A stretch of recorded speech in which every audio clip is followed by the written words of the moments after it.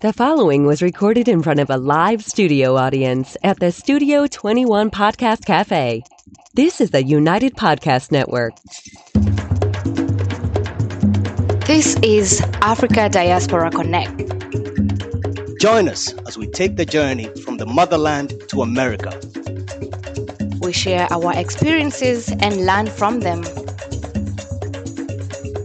Here is our host, Kibathi Gaturu. Hello. Different setup. You guys will be wondering, those that can see us live, I know it's a podcast, but this session is for the ages. I'll start off by paying some bills and say this podcast is brought to you by Wezesha Real Estate. So why are we here today? Known as one of the hardest sports ever invented, it is also the oldest one, still being played. Some historians trace the sport back to the Roman game of Paganica, in which participants used a bent stick to hit a stuffed leather ball. I know none of you knew that. I'm not done yet. I'm that guy. Golf was also traced back to the Song dynasty in China during the year 960 to 1279. The roots of today's game, however, can be traced back to Scotland in 1457. That's all you two know, but story for another day. One major reason that golf is considered elitist is this perceived lack of diversity among those who play. Another reason for the elitist perception is that even playing on less expensive municipal courses requires access. They're not places a group of teenagers can walk around the corner to start playing. So, it's in no way a casual game, and mastering the basic sub-games within golf requires dedication and commitment. Newsflash, golf is dying. Many experts have said this. According to one study by the golf industry group, Pellucid Corporation, the number of regular golf fell from 30 to 21 million between 02 and 16. Since 2007, the number of golf courses closing in America has significantly outnumbered the number of new courses being built. Ratings are down, equipment sales are lagging, and the number of rounds played annually has fallen. So guys, you two gentlemen on my left, maestros right here, Tony and Gary in the place to be. Welcome to Studio 21, the home of the African Diaspora Connect. Karibu bana. Thank you so much, Kibathi. All right. And on my right, my fellow villager. By the way, how'd you like my studio? Bruh. I knew you were bringing it. I see you. Keep coming. Mr. Nixon Marori, my man. All right, brother. All right, Nice to see you, man. Nice to see you. Oh, man, you look like a bumblebee, man. I love you, brother. That's all good. Brought you courtesy of my man Ashok. Okay. All right. Get with me. I'll show you how we get this. All right. So let's talk about diversity first. All right. Yes. Okay. In golf. All right. There's actually this logo that says whites only need apply. All right. We need to find more brown for the green, if you know what I'm saying. 77% of all golfers are male. 80% are white. Professional golfers, 75% male, 86% white. Golf industry workers, caddies to greenskeepers. All right, listen to this. 90% male, 88% white. All right, that's a $70 billion plus business. No women in Augusta, 6 black members out of 300. Damn, you guys are breaking some barriers. Tell me about your journeys and how you got into golf. Tony, you go first, man. Breaking some barriers. Okay, now, Kibathi, right from when I was a small kid. Yeah. I mean, that's when I started getting some interest in the game of golf. But this interest was stimulated in myself by my uncle. My uncle used to come and visit us, and every time he used to come and visit, he used to bring in some golf balls, some old golf balls that he never had use for. And then we'd pick up the golf balls, me and my brother. We didn't know what to do with them, but then we started watching the game of golf on TV. Okay. And then we saw like these guys were hitting the golf ball with something that looked like a bent stick, just like you mentioned on the screen up there. Oh, yeah. And so now what we started doing was we started digging up some holes in our compound. And then because we didn't have like a club, we took my dad's walking sticks. Okay. Those were not his walking sticks, but then there were walking sticks that he used to keep there just in case when my grandfathers used to come and visit. All right. He would give them as a gift. And so we would go start hitting the golf balls with them. And sometimes they would break. Up to now, he's never known what happened to those ones that broke down. Seriously. But today, if he gets to listen to this podcast someday, he's going to know. Absolutely. And so now, and then fast forward, I go to college. I still want to play the game of golf and I have interest in it. Wow. But then back in the day, I think in the 90s, a golf shoe in Kenya was going for about like 7,000 Kenya shillings. Okay. That was a lot of money. Boom then was about 5,000. So, I mean, you could spend all... Boom is what? Boom, tell the listeners. So boom is the money that we used to get, like when you go to college. Yeah. It was money to sustain you for the time that you're going to be in college. All right. So it was not going to be enough to do that. So I used to accompany my cousin. He used to play at the vet lab. I used to see, so I used to carry for him. But then I still could not play the game of golf. And then I come over here and I still remember up to this day, my very first day to play golf in the US, I just went, bought the golf clubs, took them to the golf course. I hadn't even undrafted them. Wow. So I didn't even have a golf bag. I didn't even have a putter. Okay. I was being told, hey, you need to go get a putter from the golf shop, the pro shop and that kind of stuff. So that was my first experience with the game of golf. And since then, I mean, I've had playing it. You are an outlier. You are not. Now, my villager, I know you used to play marbles. Was that anything like a golf stick? Nothing of that nature? How did you get involved? Mine, let me tell you. Okay. I didn't live that kind of a privileged life. Okay. Mine was a little bit different. Kudos, by the way. Kudos. Cheers. So my introduction to golf started when we were growing up. I grew up in this town called Riro, and a lot of thicker people think it's still a stage. Riro is a big town now. Just FYI. So right at the when I was growing up, we lived in this estate. Right in the middle, we had a lot of Asian. Is that Kiandu too? Right in Riro. Okay. So now, this guy, I used to have a friend of mine. His name was actually, no kidding. And Ashit, if you see this, we used to call him Ashialo. His name was Ashit Patel. So Ashit Patel, we used to play. He used to envy us, but obviously, chutis, when their parents come, they have to run away, and then you guys clatter, that kind of stuff. So long story short. Was maybe around 10, 13, 14. You just call them a name, right? That's what his name is, Ashit Patel. You call him that name, but it's okay. Don't get us sued here. No, that's his name. Anyway, long story short is they were members at Riro Country Club, Sports Club. And one day he said, oh, let's go to the sports club and go play there. I said, well, how are we going to do this? He said, no, my brother plays golf. We'll just go see how he does and all that stuff. Yeah. So anyway, little did I know is I went there and was given a bag this big to carry. I was like, yo, now you just follow the guy. So me, I'm walking the guy hitting the ball and then tells me, no, give me number 7. I'm like, what the fuck? What's the number 7? So I look at number 7 and give it to him. All you know is a screwdriver. Boss, the thing was bigger than me. All I know is I'm dragging this thing, right? So I come back home and I didn't understand what that whole thing was. Why didn't I play? I was just carrying a bag. Then, fast forward, I come to realize I was used as a caddy that day because the regular caddy was not there. It didn't go very well. Fast forward, come to Stato, land in Boston, and I really had a passion of playing that game. And again, back in Kenya growing up, golf was an elite sport, just like you said. It belonged to white guys, and not very many black people played.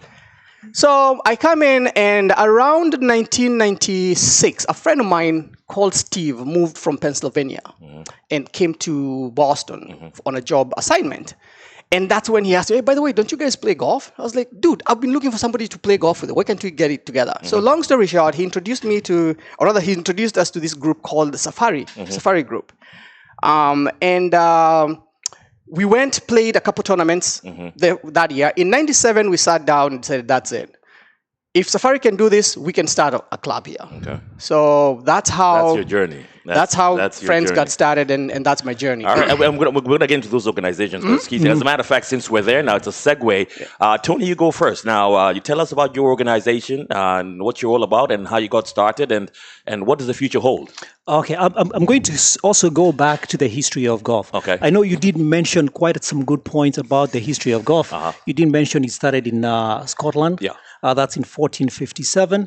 That is what is given as the origin of golf. And as we know it today. As you know it today. Yeah. And the word golf basically means a club. But then it wasn't without controversies. When they first started in 1457, King James II banned the game of golf. And the reason he banned it was because it was a distraction to learning the game of archery, which is a game of shooting arrows with bows. And then fast forward, you move to 1502, King James IV comes in and then lifts the ban on golf. The reason why is because he started playing the game, enjoyed it so much, and got addicted to it. So now, when coming back to the club, Safari Boston Golf Club, I mean, what it means for a club is just an organization of people who share a common purpose. Understood. And, these are people who get together to share activities. When you go back to the history of Safari Boston Golf Club, you go back to the founders. We do have one of the founders right there. His name is Freddie. Freddie, Wagwan. Yeah. And there was a couple others. And what happened was the impetus of Safari Boston Golf Club came from a group of Kenyans and Haitians here in Boston. Okay. Who loved the game of golf. They loved the game of golf and also the potential for social progress and development that the game provides. They also wanted to make sure that we stimulated interest of golf within the diaspora community. And also, in order to do that, we also are looking to complement the activities of other networks within the diaspora community. And so that around guys getting together, sharing a common interest of the game, the love of golf, that is how Safari Boston Golf Club was founded in 2011. And membership, how big are you right now? What's your membership? Right now, when it comes to membership, on and off, and we count membership based on the guys that are registered that have GIN. We have like about 40 guys, but then we also have like an extra 10 who were registered a couple years back that are fallen off, that we also keep in touch with. Sometimes they come play with us, sometimes they don't, but on average, about 40 of us. Okay, yeah, good to know now. Friends, how many of us got them? Again, the beauty of this podcast is that we are completely different. Yeah. Theirs is very structured. I started to play golf so we can go drink and hit golf balls and smoke cigars. All right, and that's golf for you. That's how it started. And that has been the growth of the club. Again, like I said, it started in 98 is the first year. Okay. We just had our 20th anniversary 2 years ago. But of that, it's very important to say that amongst the founding members, I'm myself and one of my friends, Tony Owera, the only one here. Everybody, Duncan, we lost Duncan. Duncan was one of us. He passed away a couple of years ago.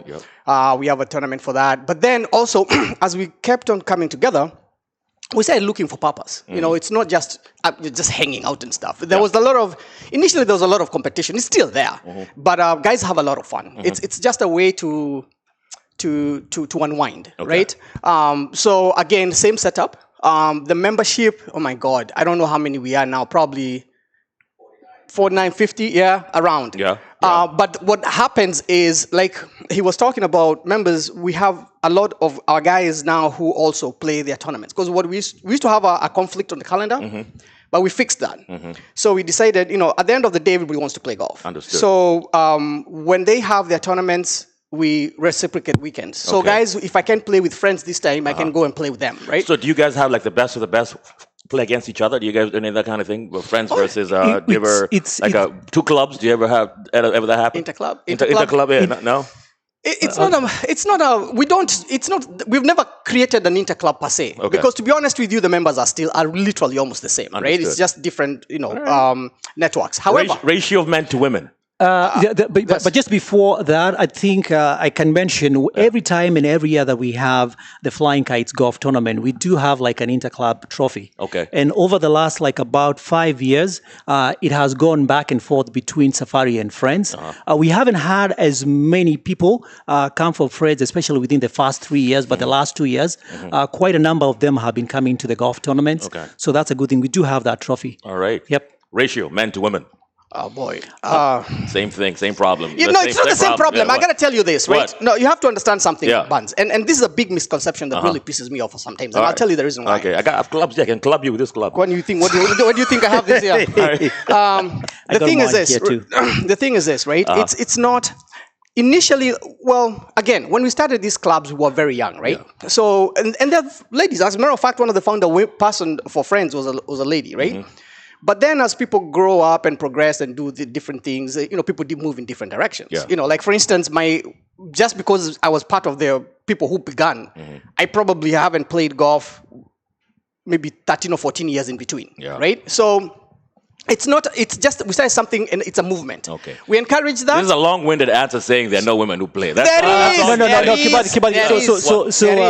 So, I mean, just to, like, and not to interject, Nixon, I would say like on our side, and I think even all the guys that have been playing golf, Ali's here, everybody here knows, like every time when you have golf tournaments, we do have women. Okay. We started with about one woman. That was about 2-3 years ago. Right now we have 11 women playing the game of golf. All right. And the way it started was one time I did invite June. June was at one time, I think, the ambassador here in Washington, D.C. That was around 2016. We invited her to come and play golf with us. Okay. And when she came, I think she was the only lady. And so she threw a challenge to us. Great. It's like, I mean, you guys, I cannot be coming to play the game of golf with you guys. Good strikes. Good strikes. If there's no other women. Let me pay some bills first. Okay. This podcast is brought to you by Wazesha Real Estate, currently developing Malindi at Zani City Gardens. Malindi, one of the key getaways on the east coast of Africa. Floating blocks from 1, 2, 5, 10, and 50 acres. Only 30 minutes from Malindi Airport, sitting on well-drained red soil. Competitive, affordable prices. Reach out to the local agent, Mike, at 603-557-2513, or check out their website at www.wazesharealestate.com.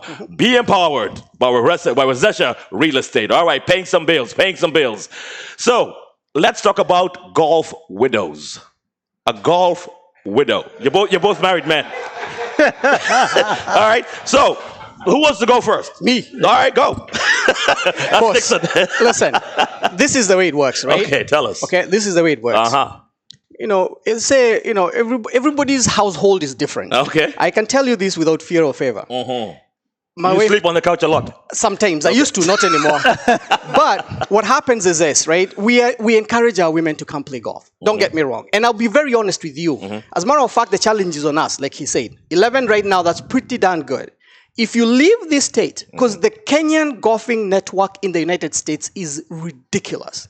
We go to, like a good example, the last tournament we had in Vegas for rugby, when rugby was in Vegas. Sevens, yeah. There's a 3-day tournament that they hold for golf there, right? And that particular tournament itself had over 200 Kenyans. I'm just talking guys who just come from all sorts of the world to come play. And out of that, there was at least 50 or 60 women. So there's a lot of women who play golf. The only problem is, and maybe we just have to add a little effort on our end and figure out how we can incorporate with our women. Golf widows, Tony. Okay, now this is what happens. And I'll just go back a little bit and talk about why we need to have the women playing with us and more often. For us and ourselves, we look at ourselves. I have a daughter. You have a daughter. Freddie has a daughter. I mean, almost each and every one of us, we have families, everybody has a daughter. We want our daughters to also come and join the game of golf as they get older. Okay. But then in order for us, we have to have pioneers that come before them. We have to create that environment. Yeah. It has to be an environment that promotes acceptance, so that when they come, they can feel welcomed. It has to be like a warm and friendly environment. Yeah. So you guys smoking cigars and whatever. That's why they don't come. That's why they don't show up. I mean, cigars are fine. Yeah, to you guys. Yeah. But for the ladies, maybe they're like, it's not going to happen. Yeah, but nobody's telling them they can't play. They can't come and women, we need you on the golf course. Listen, your husbands would love to play with you. That's what we're trying to say here. Golf clubs are in the garage. I have a whole set written her name, Apple. But then see Nixon do this, yeah? Nixon do this. Like this year, like during COVID times, during COVID times, we had so much free time. Yeah. So what I used to do, me and a buddy of mine, he's never played golf. You probably know the guy. So I told him, let's do this. Let's take the kids out for the game of golf. And we're going to have the wives as well. So we went to Granite Links. It has a nice scenery. Yeah. So when we first went there, the wives were seated at the back and they were looking at the kids and ourselves playing the game of golf. But then the second time when we went there, they wanted to try, just give it a try. And once they started trying, they never wanted to go back. So now by the time we were going there for the third time, it was us now sitting at the back, watching them and the kids playing the game of golf. Oh, that's good. That's good. That's a good plan. Yeah. Well, as guys, I'll be very honest with you. I tell her we go say, miniature golf. Yeah. My boys, I have 3 boys, right? 2 of my boys, Jalen started playing golf in high school. Went, and I guess it was peer pressure. He went to the golf and was like, Dad, this is too much for me. Yeah. That was out. My other son, Alvin, just went, looked at this like, Dad, I can't just sit here and hit golf balls. I'll do something else. So it's not like we don't introduce them. Understood. But as far as the women are concerned, yes, please, ladies, if you're watching, come play. We want them to come play. And let me just say one more thing. We have something that we call the Beginner's Delight driving range. So what we do is like we invite people to come to the driving range. We do these on Sunday afternoons when all the families are free after church, so that it doesn't conflict with the church. And we urge all the women, all the men to bring in their kids to come and play.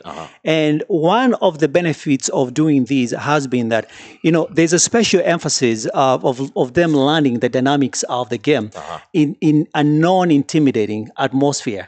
It's also a very casual atmosphere. And so it's much easier for them to get the tips to help improve their games and also have their game complete. Understood. Yeah. So that's something that we do quite often. So Tiger Woods, will he ever be, or is he the GOAT? What's his story? Is he coming back? What's your take, guys? What's up with Tiger? Man, What's going on? Tiger, man. Is he washed out? What's up? Tiger has a soft spot in my heart, man. I'm rooting for him so hard. Okay. The problem is this, right? Tiger, literally, I don't care who says what, changed the game of golf. And he brought a lot of people of color into it. He got a lot of people of color into it. He changed the game. Most def. Most of the guys who used to play used to be, overweight, walk around, John Daly's drinking beers, all that stuff. This kid comes in, blows the course. Every year he comes in, he's bigger, he's muscular, he's more athletic, and that whole thing just changed the whole mentality, how golf is played. Having said that, okay, he had his, issues. Stuff happens to everybody. It's life. Yeah. But I can tell you this, I don't think he's done. You don't think so? No. Okay. But is he going to win as many majors? I know it sounds How many is he behind so far? 3. Three. Yeah. Is he going to win 3? Is he going to win 4 majors for the rest of his career? Well, don't forget that.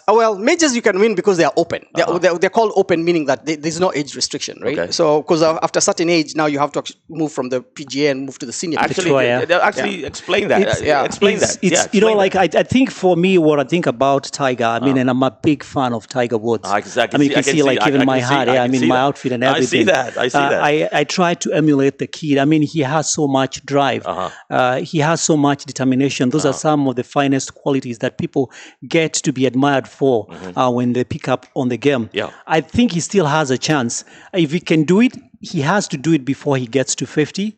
Right now, I think he's about 43 years old. 44, yeah. And I think where he has the best chances is going to be at the Open and also the Masters. And the Open, you said the Open is the open age? Is that what that means? No. So now the Open, that's the British Open. Oh, okay. That's another word for the British Open. They call it the Open. Talking about age. Yeah. So that's a major. All right. So now what he's talking about when it comes to age, they play in the PGA up to the age of 50. Then when you get to 50, you graduate to the senior tour. Understood. But for the majors, they keep on coming back to play. And once you've won, I think the Masters, I think it's a lifetime. Lifetime. Okay. Invite. Okay. There's others, I think, like the PGA or the US Open, where there's a limit. No. Yeah.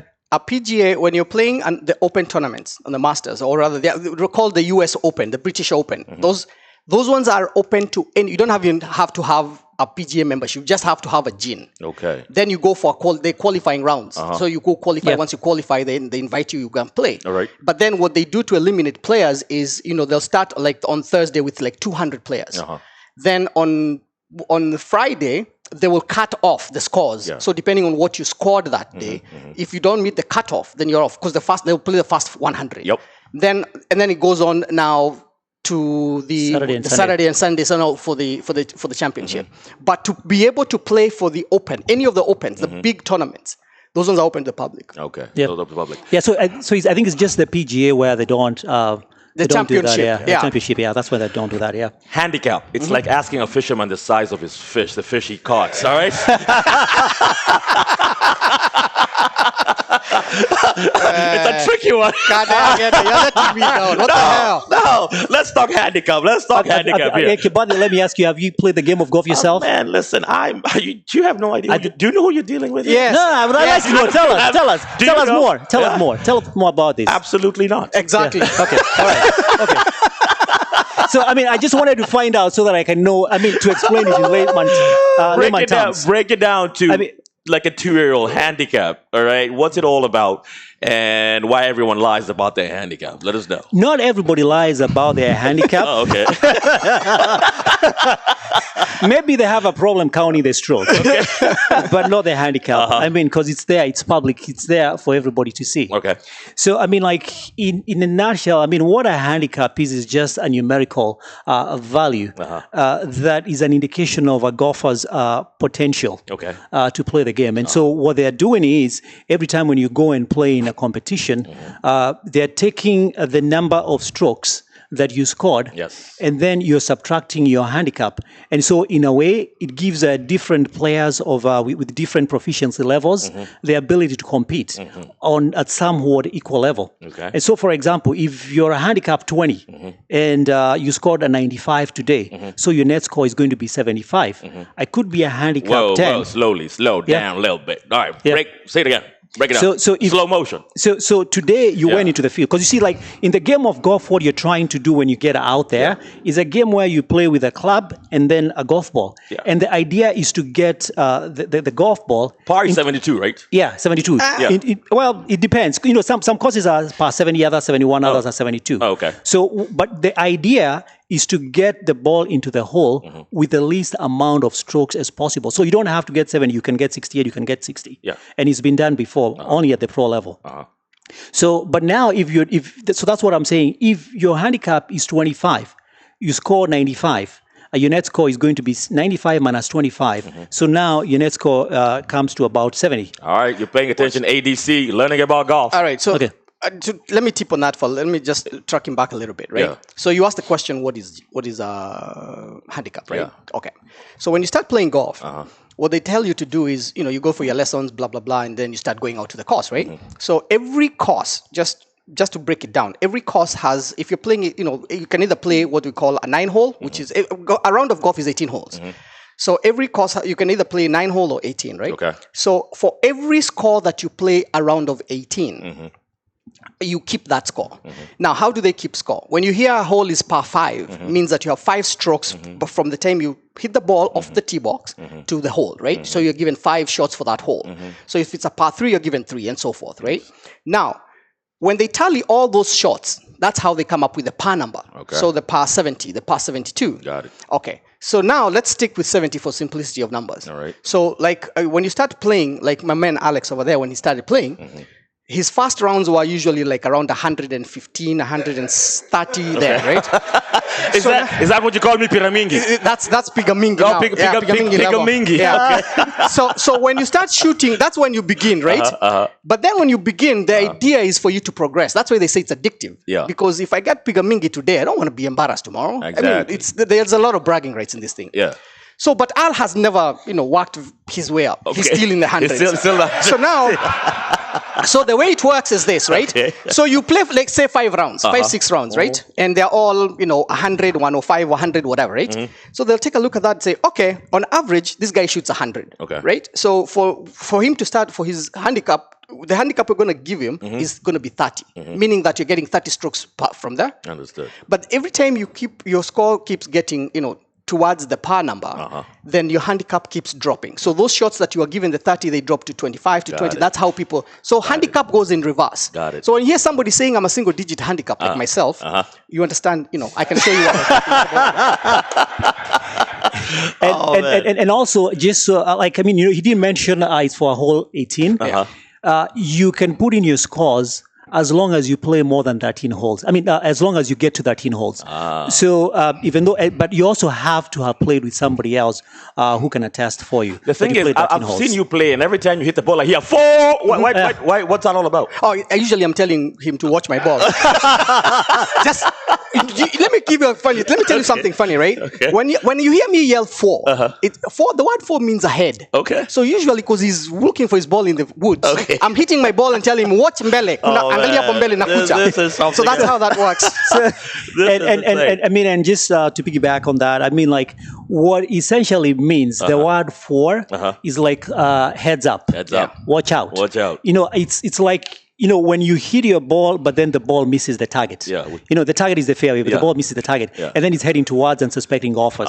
That's when you yell 4. But, like when you go back to the history of 4, you're actually supposed to yell 4 every time before teeing off. Yeah. It's only that now it has developed to a point whereby that... It's a warning shot. Yeah, it's a warning shot now. Yeah. Do you guys know how high the U.S. is ranked in terms of golf participation globally? Does anyone know?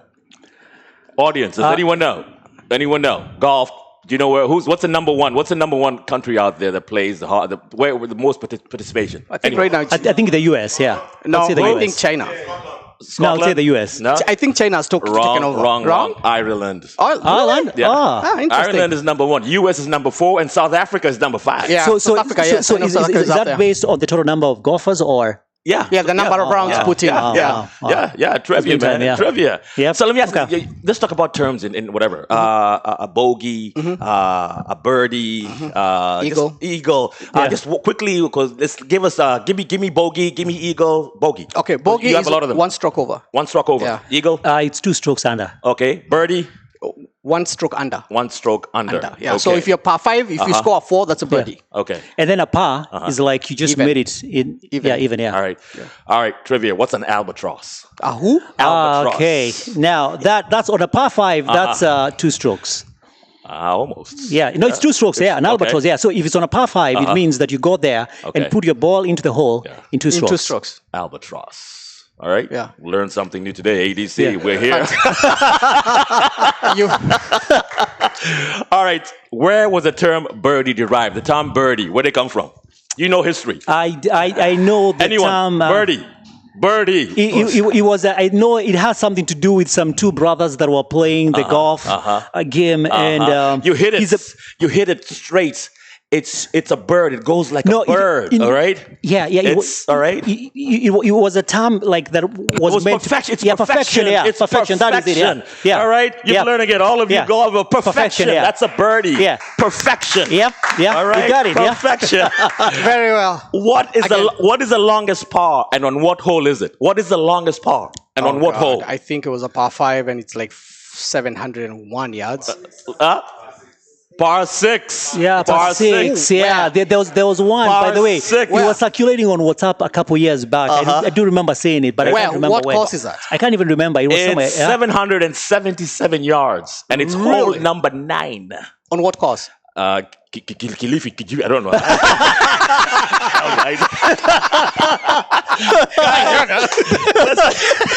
Listen, guys, this is amazing. You know what? Next summer, I'm back. I'm gonna play golf. I'm coming. I'm no caddying. And by the way, why don't you guys walk the course? Why are you driving around your cars? You should walk that course. Come on, why don't you guys do that? It's just a little jalopy there. But you know what? It's actually good to walk. Yeah. And we do walk when you're doing our practice rounds. Yeah. We do walk. Now, when it's a competition, you have like about 40 golfers. You have 40 golfers before you and others. No.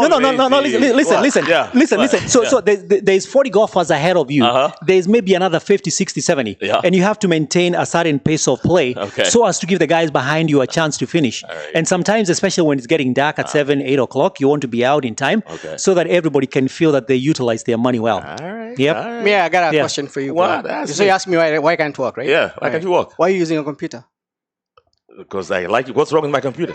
It's convenience, right? Why Why don't you have a notebook like Ben, him? can you mute him? Sure. Guys, listen, golf, guys, listen, honestly, we in the diaspora. It's been elitist, it has its whole denotation, connotation, call it what you want. But that course, I've come to realize, watching you guys play, watching it on television, it owns you. This game owns you. So guys, if you're bigger than chess, if you're bigger than life, women specifically, our daughters, let's try swinging golf. Let's join our men. We need you out there. If you have any questions for us, please send them to, you know where to go, Africa Diaspora Connects @gmail.com. And you can find us on Facebook. You know the page. So guys, the show, YouTube, Podbean, Apple, Podcast, Google, everywhere. We're everywhere. But please subscribe, podcast, listen to us. It's better listening. Listen, I want to thank both of you for being here today. Thank you so much. Majestic like you all are. Thank know you, what I'm saying? brother. Thank you Thank you. for everything you do. Thank you, brother. Thank you. Thank you, Tony, thank for you so the much, history, your trivia. And these are my clubs right here, just so you know. This is how I roll. This is how I roll, all right? I you. see pretty cool. somebody's That's pretty coming cool. to Oh, whatever, man. You know what? Thank you, man. Cheers, guys. Thank you so much.